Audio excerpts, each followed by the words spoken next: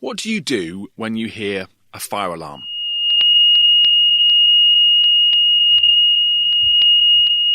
If you're like me, then your first thought is, it's probably a false alarm. Someone has been making toast and the smoke has set it off, or the battery is running low, or someone intentionally or unintentionally is messing around with it. I was at a church weekend away recently. We went to this huge old building that looked rather like Hogwarts. And as I took my bags to our room, a fire alarm went off. Now, I had just walked through the building and was almost certain that there was no fire. So I continued on to our room, and lo and behold, about 5 minutes later, the alarm stopped. When I headed back down to the main meeting area, I was asked why I didn't come to the front door when the alarm went off. I stated it was a false alarm.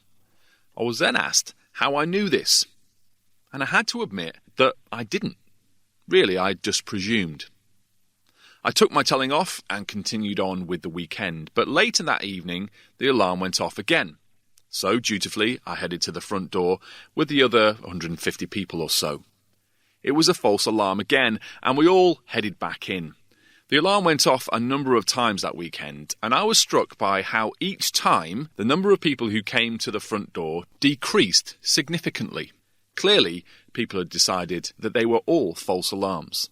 Now, the Bible is full of alarms. There are loads of verses that warn us about danger around us.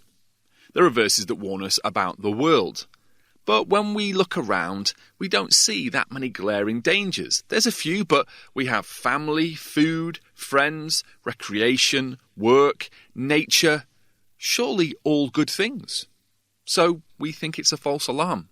There are verses that warn us about ourselves, that we are corrupt and left to our own devices, we will cause havoc in our own lives and the lives of others. When we look in the mirror, we seem all right. I'm not perfect, but basically I'm a good person. I do lots of good things. So we think it's a false alarm.